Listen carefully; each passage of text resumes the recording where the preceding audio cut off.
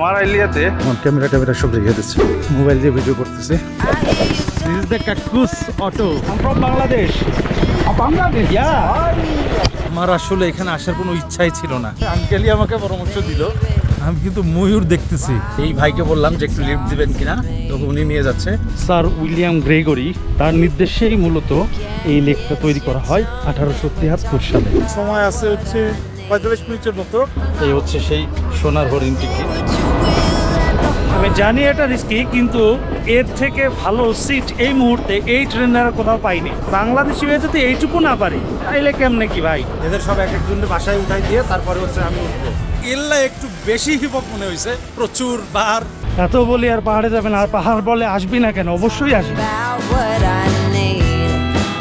আসসালামু আলাইকুম, শুভ সকাল। গত রাত্রে আমি এই বাসাতেই ছিলাম। আগে সকালের নাস্তা করব, নাস্তা করে তারপরে লিটল ইংল্যান্ড নামে একটা জায়গা আছে, সেটি প্রথমে ঘুরে দেখব। চারপাশ দিয়ে পাহাড়ে ঘিরে রাখা এই নোয়ারাইলিয়ার উচ্চতা কিন্তু সমুদ্রপৃষ্ঠ থেকে 1868 মিটার বা 6128 ফিটেরও একটু বেশি।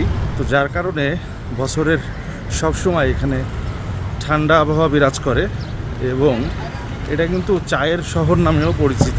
প্রচুর চা বাগান চারপাশ দিয়ে থাকে। একটা জিনিস দেখলাম, শ্রীলঙ্কার যেসব সিটিতে গিয়েছি তার বেশিরভাগ জায়গাতেই সিটির মেইন পয়েন্টে একটা ক্লক টাওয়ার থাকে।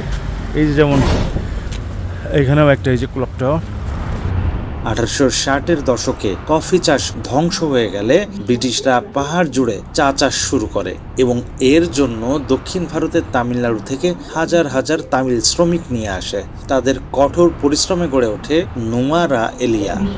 এই পুরো নোয়ারাইলিয়াতে বিল্ডিং বলতে কিন্তু আমাদের ওই ছাদ ওরকম না, সবই কিন্তু ইউরোপিয়ান স্টাইলে, সবই কিন্তু ওরকমই। একটা দুইটা হয়তো বা একটু এলোমেলো থাকতে পারে। ও দেখি না, এখানে হালকা কিছু নাস্তা করা যায় নাকি। অর্ডার করলাম হচ্ছে রুটিটা, এটা নিচ্ছে 100 রুপি আর ডাল হচ্ছে 150 রুপি, টোটাল 250 রুপির। এটা 250 টাকা মানে হচ্ছে ধরেন 100 টাকার। ডাল মোটামুটি ভালো লাগতেছে, এই জন্য ডাল দিয়েই খাচ্ছি। রুটিটা অনেক মোটা, ধাপড়া ভাজি না, আমরা ধাপড়া বানাই যে, ধাপড়ার মতো অনেক মোটা। What is the local name? রুটি। রুটি and this one dal, correct. Oh, Sri Lankan name dal and roti. Thank you. একই রকম নাম, রুটি আর ডাল, মানে ইন্ডিয়ান নামও তো এরকম, রুটি ডাল। দেখ এই তিন দেশ দুটো রুটি ডাল, ঠিক আছে, একই রকম নাম। শ্রীলঙ্কার খুব ভালো একটা জিনিস হলো, আপনি যেখানে সেখানে সিগারেট পান এগুলো খেতে দেখবেন না। এর একটা কারণ হচ্ছে এখানে সিগারেটের দাম সরকার থেকেই অনেক বেশি করে দেওয়া হয়েছে, নিরুৎসাহিত করা হয়েছে আর কি, যাতে কেউ না খায়। নর্মাল একটা সিগারেটের দাম সম্ভবত 160 থেকে 170 রুপি করে পড়ে। এখান থেকে ডানে চলে যাব আমি, আর বামে গেলে হচ্ছে মুন প্লেন্স। এখন যাচ্ছে আর কি লিটল ইংল্যান্ডের ওইদিকে। আমি একা, চারপাশে পাহাড় আর চা বাগান, চমৎকার লাগতেছে, নেচারটাও চমৎকার। চলে আসছি লিটল ইংল্যান্ডের একদম বর্ডারে আর কি, যেখান থেকে শুরু আর কি। এটা একটা সিটি বলা যাবে, অ্যাকচুয়ালি এটা প্রাইভেট প্রপার্টি, যার কারণে আমি প্রথম যখন আসছি ঢুকতেই দিচ্ছিল না। এটা আসলে পাবলিক প্লেস না। তারপরেও বললাম যে অনেক দূর থেকে আসছি, আবার জিজ্ঞেস করলো কোন কান্ট্রি, বলার পরে তারপরে বললো যে ঠিক আছে, খালি ব্যাগ ট্যাগ রেখে যেতে হবে। আমার ক্যামেরা সব রেখে দিচ্ছে, মোবাইল দিয়ে ভিডিও করতেছি। এই জায়গাকে মূলত কিন্তু বলা হয় লিটল ইংল্যান্ড কটেজ। নোয়ারাইলিয়াকে ব্রিটিশরা এক সময় লিটল ইংল্যান্ড নামে ডাকতো, আর ইংল্যান্ডের মতো পরিবেশের কারণেই এই নামটি জনপ্রিয় হয়ে ওঠে। সেই ঐতিহাসিক পরিচয় থেকেই গড়ে উঠেছে লিটল ইংল্যান্ড কটেজ। অনেকেই এটিকে ব্রিটিশ আমলের কলোনি মনে করেন, তবে বাস্তবে এটি একটি আধুনিক আবাসিক প্রকল্প, যা ইংল্যান্ডের ঐতিহ্যবাহী গ্রামীণ স্থাপত্যের আদলে নির্মাণ করা হয়েছে। মজার বিষয় হলো, পর্যটকরা চাইলে এখানে রাত্রি যাপন করতে পারেন, তবে এর জন্য খরচও কম নয়। সাধারণ একটি ডাবল রুমের ভাড়া প্রায় 20 থেকে 30 হাজার শ্রীলঙ্কান রুপি, আর বড় ফ্যামিলির রুমের জন্য খরচ হতে পারে 40 থেকে 50 হাজার রুপি। এটার মূল প্রপার্টির কথা যদি বলি, এখানে যাদের বাড়িঘর আর কি, যাদের মালিকানায় প্রপার্টি যাদের, তারা কিন্তু নর্মালি এখানে কেউ থাকে না, পুরোটাই ফাঁকা। অ্যাকচুয়ালি লিটল ইংল্যান্ড দেখা শেষে বের হয়ে আমি কোনো ট্যাক্সি কিচ্ছু পাচ্ছিলাম না। তখন এই ভাইকে বললাম যে একটু লিফট দিবেন কিনা, তো উনি নিয়ে যাচ্ছে। What's your name? Ranga. My name is Ranga. রাঙ্গা। তো রাঙ্গা ভাই আমাকে লিফটটা দিচ্ছে। আসলে এখানে শ্রীলঙ্কার লোকজন অনেক হেল্পফুল। আমি আগেও তো এই 3-4 দিনে মোটামুটি যা দেখছি যথেষ্ট হেল্পফুল। আমি এখন নেমে চলে যাবো মুন প্ল্যান্টসে। Oh thank you. Thank you. Welcome. ভাই চমৎকার, এটা আসলেই চমৎকার। আমি কয়েক জায়গা থেকে এরকম লিফট পাইছি। পুরোটাই চলে যেতে পারতাম, মানে শহরেই যাবে। 1.6 কিলোমিটার হচ্ছে মুন প্লেন্স। যেহেতু আমি এদিকে যাবো এই জন্য ছেড়ে দেওয়া লাগলো। আর একটা বাইকে সিগন্যাল দিলাম, আর বাইকে ওটা বললাম বাইকে নিয়ে যাচ্ছে। অনেক ঠান্ডা, অনেক। এই আঙ্কেলকেও সিগন্যাল দিলাম, উনিও দাঁড়াই পড়লো। এবার ওনার গাড়িতে যাচ্ছি। লোকালদের সাথে চলাফেরা করতে বললে, মানে যদি সব ঠিকঠাক থাকে তাইলে চমৎকার আসলে। আবার এদিকে ওনাদের সাথে মেশাও যায় খুব তাড়াতাড়ি। Thank you for giving me lift. Bye bye. পাহাড়ি এলাকা তো হেঁটে আসতে আসতে অনেক সময় চলে যেত। আজকে যেহেতু আরও তাড়াতাড়ি এল্লাতে যাওয়ার চেষ্টা করব। মোড়ে নামাই দিছে, এখান থেকে আস্তে আস্তে উঠবো। এখানে যে চাঁদের গাড়ির মতো অনেক গাড়ি আসছে। এখানে আসার পরে এখন যেটা সমস্যা ফেস করতে সেটা হচ্ছে এখান থেকে একটা টিকিট কাটতে হয় 1000 রুপি, ফরেনারদের জন্য 1000 রুপি। কিন্তু টিকিট কাটার পরে বিষয় হচ্ছে অ্যাকচুয়ালি পয়েন্টটা কিন্তু এখানে না, এখান থেকে 4 কিলো ভিতরে পাহাড়ের উপর দিয়ে যেতে হয়। এখন এই 4 কিলো পাহাড়ের উপরে যেতে গেলে একটা গাড়িতে যেতে হবে অবশ্যই। সেই গাড়িতে চাঁদের গাড়ির মতো যেটা আর কি, সেই গাড়ি ভাড়া হচ্ছে 5000 রুপি। এটা একজন গেলেও যা, পুরো গাড়ি ভরে গেলেও তাই। এখন আমি আসার পরে দেখতেছি এখানে লোকাল পিপলের সাথে আবার যাওয়া যাবে না। আমি একাই আপাতত এখানে আসি, ওয়েট করতে বললো। বাট যদি না পাই তাহলে আসলে 5000 রুপি দিয়ে যাওয়া আসলে এটা আমার কাছে মনে হয় না ঠিক হবে। 2000 years later. এই প্রথম কোনো লোকেশন না দেখে ফিরে যাচ্ছি। আসলে এতক্ষণ পর্যন্ত অনেকক্ষণ, প্রায় 40 মিনিটের মতো ওয়েট করলাম। এক্সট্রা একটা লোকও পাইলাম না যাকে সাথে নিয়ে যাওয়া যায়, যার কারণে ফিরে যাওয়া। তবে এখন যাচ্ছি হচ্ছে গ্রেগরি লেকে। দিস ইজ দ্য কাকুস অটো অ্যান্ড আমি এখানে বসবো। ইয়েস ইয়েস, লেটস গো।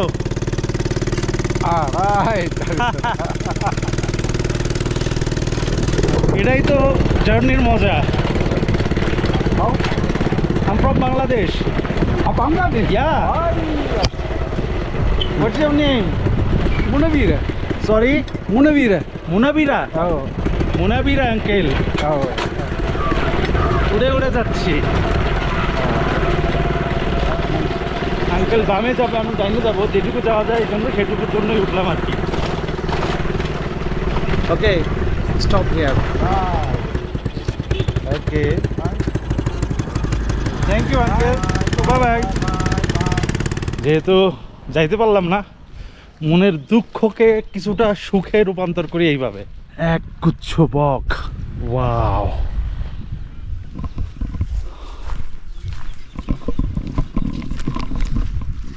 নিচে নামলাম যেহেতু, দেখি এদের একটু কৃষকদের সাথে কথা বলা যায় নাকি। আমাদের কৃষকরাও ফসল ফলায়, এরাও ফলাচ্ছে। Hello, where is your home? It's the Nurelia. Norelia. Oh, do you fertilize the land? Yeah. Oh, what is the name of the crop? Leeks. Leeks. Leeks. Oh, leeks. Oh. Is it used to cook curry? Yeah. Is this soil fertile enough for farming? Yeah. Okay. What's your name? Chandra Kumar. Santro Kumar. Kumar. Oh, thank you, Santro Kumar. Thank you, I'm sir. from Bangladesh. Okay, that's all. Thank you. 1000 rupee লাগলো হচ্ছে entry fee. Foreigner হইলে 1000 লাগবে, আর child যদি থাকে, বাচ্চার সাথে থাকলে 500। প্রথমত আমি লেকের এক পাশ থেকে আরেক পাশে যেতে চাই, বিকজ এই পাশ থেকে ওই পাশটায় বেশি সুন্দর লাগতেছে। এই বোটে উঠতে কয় টাকা লাগে এটা কিন্তু শুনতে হবে, এটা আমি জানি না। গো দেয়ার। That one? হ্যাঁ, The road. oh this way, right? Yeah, on the road. Okay. You are from? Bangladesh. Boat are you? How much? 6,000. 5,000? 6,000. 6,000. Yes. Full boat, right? Full boat. Times? 30 minutes. 30 minutes. Okay, I will try. First of all, I will wait Okay, there. okay. ব্রিটিশদের দখলে থাকা অবস্থায় নোয়ার আইলিয়ার পরিধি একসময় প্রচণ্ড আকারে বাড়তে থাকে। তখন পানি ধরে রাখার জন্য, মানে যেহেতু লোক বাড়ছিল, পানি কিভাবে ধরে রাখবে বুঝে উঠতে পারছিল না। স্বাভাবিকভাবে তখন হচ্ছে পানি চা বাগান দিয়ে নিচে নেমে চলে যেত, ধরে রাখা যেত না। তখনকার গভর্নর স্যার উইলিয়াম গ্রেগরি, তার নির্দেশেই মূলত এই লেকটা তৈরি করা হয় 1873 সালে। তারপরে তার নাম অনুসারেই গ্রেগরি লেক রাখা হয়। 91 হেক্টর বা প্রায় 225 একর জায়গা জুড়ে বিস্তৃত এই লেকের স্থানটি একসময় ছিল একটি বিশাল জলাভূমি। সেই জলাভূমির নিয়ন্ত্রণ, পানি সংরক্ষণ এবং এলাকার উন্নয়নের লক্ষ্যেই লেকটি নির্মাণ করা হয়েছিল। শ্রীলঙ্কার সর্বোচ্চ পর্বত পিতুরুতালাগালা থেকে নেমে আসা জলধারার পানি মূলত এই লেকে এসে জমা হয়। বন্ধুরা, 1881 সালে এই লেকে ট্রাউট মাছ ছাড়া হয়েছিল, যা কিন্তু সেই সময়ে বেশ আলোচিত একটি ঘটনা ছিল। পরবর্তীতে কিন্তু এই লেকের পানি ব্যবহার করে জলবিদ্যুৎ উৎপাদন করা হতো, যা কিন্তু নোয়ার আইলিয়ার উন্নয়নে গুরুত্বপূর্ণ ভূমিকা রেখেছিল। এমনকি এক সময় কলম্বো থেকে সি প্লেন এসে সরাসরি এই গ্রেগরি লেকেই অবতরণ করত।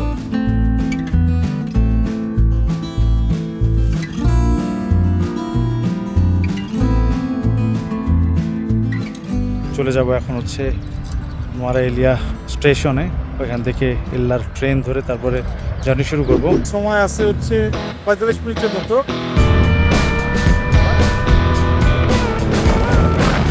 নানুয়া গেলাম, ওইখানে যাওয়ার পরে দেখি যে নানুয়ার থেকেও ট্রেন আজকে বন্ধ। এই আজকে না, এটা কয়েকদিন ধরে বন্ধ। এটার কারণ কি? কারণ হচ্ছে ট্রেনের চাকা নাকি স্লিপ করতেছে রিসেন্টলি, এই জন্য কাজ চলতেছে। এখানেও আমবেওয়ালা পরের স্টেশন যে ওইখান থেকে ট্রেন যাচ্ছে। এখন কথা বলে আমবেওয়ালা আবার 3টের ভিতরে পৌঁছাইতে হবে। 3টের সময় ওইটা থেকে লাস্ট ট্রেন ছেড়ে যাবে। তবে এল্লা আজকে ইনশাল্লাহ যেভাবে হোক পৌঁছানোর চেষ্টা করব। I hear you talking at work to the boys in the gym, talking at the অপরিচিত গন্তব্য মানে অদ্ভুত সুন্দর। বিশ্বাস করুন, বাইক কিংবা ট্রেন সেটা যাই হোক না কেন, এটাও একটা জার্নির খাতায় আলাদাভাবে লেখা থাকবে। can't get your tongue. এই যে আশেপাশে যত ঘাস দেখতে পাচ্ছেন, এত সবুজ, এত প্রান্তর, এগুলো আসলে কি জানেন? এইটা হচ্ছে এইখানে গরুর ফার্ম। এই পুরো মাঠগুলাই এরকম ঘাস চাষ করা হয় এবং এই ঘাসগুলা কেটে এই গরুগুলাকে খাওয়ানো হয়। এই দেখেন, খেয়াল করে দেখেন, এই যে গরুর ফার্ম, এই যে গরুর ফার্ম। ওয়াও, আমবাওয়ালা না আসলে আম্বা হতে পারতাম না তো। আমার আসলে এখানে আসার কোনো ইচ্ছাই ছিল না, কিন্তু বন্ধুরা কপাল ভালো হইলে দেখেন আমি কিন্তু ময়ূর দেখতেছি। এই লোকেশনটা আমার খাতার কোথাও ছিল না, কিন্তু ভাগ্য আমাকে এই লোকেশনে নিয়ে চলে আসছে। আর বিশেষ করে এই আঙ্কেলের কথা বলতে হয়, আঙ্কেলই আমাকে পরামর্শ দিল। তো আসলে উনি বললো যে চলেন, ভাল লাগবে। এত সুন্দর জায়গা আসলে আমি না আসলে হয়তো বা মিস করতাম। থ্যাংক ইউ আঙ্কেল, চরম লাগতেছে, অনেক সুন্দর জায়গাটা, এত সবুজ আমি এর আগে দেখিনি।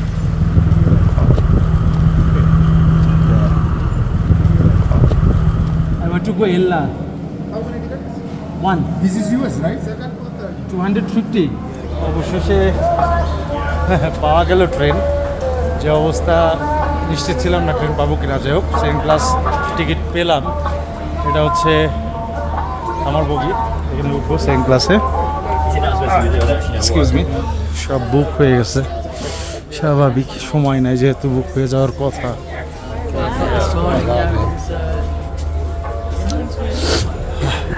এই হচ্ছে সেই সোনার হরিণ টিকিট, সেকেন্ড ক্লাস, 250 রুপি নিল আর কি। ট্রেন ছাড়বে 3টা, এখন টমটক টকটক করতেছে কেমন, জাস্ট 3টা বাজতে ছাড়বে। আমাদের 3 থেকে 3.5 ঘন্টা মতো লাগবে। ওইখান থেকে এখানে আসার পরে যেটা সমস্যা হয়েছে সেটা হচ্ছে, যেহেতু ওই লোকেশন থেকে এই লোকেশনে এসে অনেকে কালকে আবার স্টে করছে আজকের জন্য, আজকে আবার তারপরে একসাথে এখান থেকে যেহেতু যাচ্ছে, সেই হিসাবে লোকজন আরও একটু বেশি আছে। সেকেন্ড ক্লাস এরকমই হওয়ার কথা, তারপরেও তুলনামূলক আজকে বেশি। এই যে হচ্ছে দরজার পয়েন্টগুলোর অবস্থা, যেভাবে হোক গেটের কাছে যাব, বসবো, দেখাবো, একটু অপেক্ষা করতে হবে সেই জন্য হয়তো বা।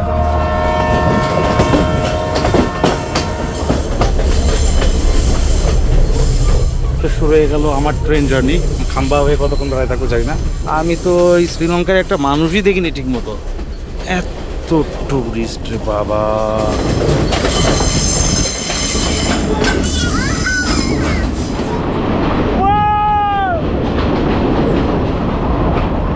আমি জানি এটা রিস্কি, কিন্তু এর থেকে ভালো সিট এই মুহূর্তে এই ট্রেনের আর কোথাও পাইনি। এই জায়গাটা ম্যানেজ করাটাও ছিল খুব ডিফিকাল্ট, বাট বাংলাদেশি হয়ে যদি এইটুকু না পারি তাইলে কেমনে কি ভাই। এই জায়গাটায় সবাই দাঁড়ায় রয়েছে, চিন্তা করলাম আমি কেন এখানে বসে পড়ি না, এটা সিটও হয়ে গেল। আর যেই কারণে এত কষ্ট করে আমি চাইতে যাচ্ছি সেই জিনিসটাই যদি না পারলাম, ওই ভিতরে দাঁড়াই থেকে যদি বাইরের কিছুই না দেখতে পাইলাম, তাইলে এই জার্নি কেন করতেছি। সো চেষ্টা করলাম, হয়ে গেছে, এখন যাচ্ছি। দর্শক, নোয়ারা এলিয়া থেকে এল্লা পর্যন্ত ট্রেন ভ্রমণকে বলা হয় পৃথিবীর অন্যতম সুন্দর ট্রেন যাত্রা। কিন্তু মজার বিষয় হলো এই পথ কখনো পর্যটকদের জন্য বানানোই হয়নি। 19 শতকে ব্রিটিশরা শ্রীলঙ্কার পাহাড়ি অঞ্চলে গড়ে তোলে তখন চা ও কফি বাগান। সেই চা দ্রুত কলম্বো বন্দরে পাঠানোর জন্য তারা পাহাড় কেটে বিছিয়ে দেয় এই রেল লাইন। 1864 সালে চালু হয় শ্রীলঙ্কার প্রথম রেলপথ এবং ধাপে ধাপে 1924 সালে তা পৌঁছায় বাদুল্লা পর্যন্ত। তবে সময়ের সঙ্গে বদলে যায় হিসাব। চা বাগানের সবুজ ঢেউ, মেঘ ঢাকা পাহাড়, ঘন বনাঞ্চল আর অসাধারণ প্রাকৃতিক দৃশ্য মিলিয়ে এই ঐতিহাসিক রেলপথ আজ পরিণত হয়েছে সবচেয়ে জনপ্রিয় ট্রেন জার্নিগুলোর একটিতে। এখানে এই জার্নি যদি কেউ না করেন তাহলে আসলেই অনেক কিছু মিস হয়ে যাবে। আর এইভাবে করা তো আরো বেশি মজা। কত সুন্দর সুন্দর জায়গা অতিক্রম করে আমরা এখানে আসলাম, এখনো ঘন্টা দেড়েক বাকি আছে হয়তো। এবং এখানে বসার মতো জায়গা কিন্তু ঠিকই আছে, মানে গাছপালা এখানে কেটে দেওয়া হয়েছে, যেটুকু পায়ে বাঁধতে পারে মনে হয়েছে ওই জিনিসগুলো সরানো আছে। সো রিল্যাক্সে মানে নিশ্চিন্তে আপনি ওইভাবে বসতে পারবেন, বাট বেশি নাচানাচি করা যাবে না আর কি।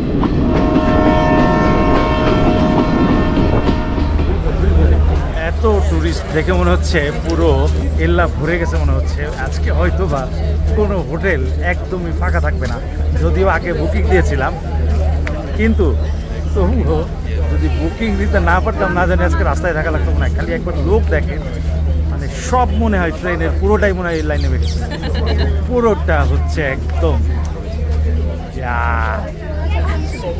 পুরোটা রাস্তা কিন্তু এই ট্রেনের দরজায় বাইরে পা দিয়ে তারপরে এসেছি, কিন্তু একবারও ভেতরে ঢোকা লাগেনি, অন্তত দাঁড়ায় থাকিনি, যদিও সিট নাই কিন্তু দাঁড়ায় থাকা লাগেনি অন্তত। আর আজকে ভাই ব্রাদার নিয়ে সব ভাই ব্রাদার নিয়ে যাচ্ছি হচ্ছে এল্লা। এদের সব এক একজনের বাসায় উঠাই দিয়ে তারপরে হচ্ছে আমি উঠবো। এত লোক নামছে, মানে মনে হচ্ছে পুরো ট্রেনই ফাঁকা হয়ে গেছে।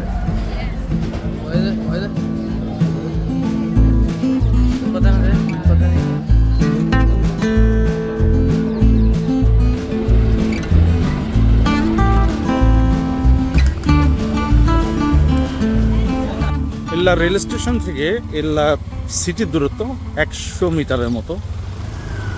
তো যার কারণে আমার হোটেল যেহেতু একদম সিটির ভিতরে, ট্রাই করতেছি হেঁটেই চলে যেতে, যে অনেকেই যাচ্ছে। এবং রাস্তায় যেতে আমরা মানে গাড়ির কারণ সব একসাথে মুভ করতেছে, দ্যাটস ওয়াই এইটাই বেটার অপশন, বেস্ট অপশন আমার কাছে মনে হয়েছে। আর দরিদ্র কোটায় ফেলাইলে সেটা আলাদা ইস্যু, বাট আমার কাছে মনে হইলে এটাই বেস্ট এবং এটা আমার কাছে ভালোও লাগে সত্যি বলতে। যেটা যাইতে যাইতে একটা জিনিস দেখা হয়, এক্সপিরিয়েন্স হয়, মানুষের কাছে কথা বলা হয়। একটা জায়গায় ঘুরতে গেলে শুধুমাত্র নিজে জায়গা ঘুরতেছি এরকম না, আরও 5 জনকে নিয়ে ঘোরার মতো অনেকটা ইনক্লুড করা আমার জার্নির সাথে, এটা অনেক ইম্পর্টেন্ট আমার কাছে। আর অন্য জায়গার তুলনায় এল্লা একটু বেশি হিপক মনে হয়েছে। প্রচুর বার, প্রচুর হোটেল, সবাই মৌজ মাস্তি করতেছে দেখতেছি, প্রচুর পরিমাণে লোকজন। এবং এল্লাতেই সবচেয়ে বেশি মানুষ দেখবেন, অনেক বেশি, এবং বেশি জাঁকজমক অন্য অন্য জায়গার তুলনায় আমার কাছে মনে হইলো কলম্বোর পরেই। যাই হোক, আমার হোটেলের দিকে যাচ্ছি, এখান থেকে 1 কিলোমিটার ডিস্টেন্সে। আমি পাহাড় ছাড়তে চাইলে কি হবে, পাহাড় আমার ছাড়ে না। এত বলি আর পাহাড়ে যাবে না, আর পাহাড় বলে আসবি না কেন, অবশ্যই আসবি।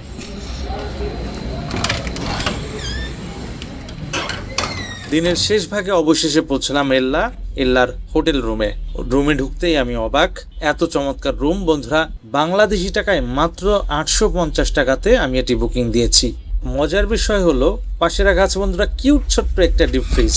এত কম খরচে এত চমৎকার একটা রুম পাবো আমি আসলে ভাবতেও পারিনি এই এল্লাতে। সবচেয়ে মজার বিষয় হচ্ছে আমি যেখানে আছি বন্ধুরা, এটার বাহিরের বারান্দাটা যদি একটু দেখাই, এত চমৎকার বারান্দা, আর আমি পাহাড়ের প্রায় 1000 ফুট উঁচুতে উঠে আবার প্রায় 600 ফুট নিচুতে এমন চমৎকার একটা জায়গাতে আছি। অসাধারণ লাগতেছে পরিবেশটা। বিশেষ করে ফ্রেশ হয়ে একটু বের হয়েছিলাম এল্লার রাতের আলো দেখতে। বন্ধুরা, এই এল্লাকে আমরা দারুণভাবে এক্সপ্লোর করব একসাথে পরের পর্বে। ভিডিওটি ভালো লাগলে অবশ্যই আশা করছি চ্যানেলটি সাবস্ক্রাইব করবেন, আর লাইক এবং কমেন্ট করে আপনাদের মতামত অবশ্যই জানাবেন। ভিডিওর আর কি করা যেতে পারে সেটিও জানাবেন, পাশাপাশি শেয়ার করে অন্য বন্ধুদেরও দেখার সুযোগ করে দেবেন। সে পর্যন্ত ভালো থাকবেন। আল্লাহ হাফেজ।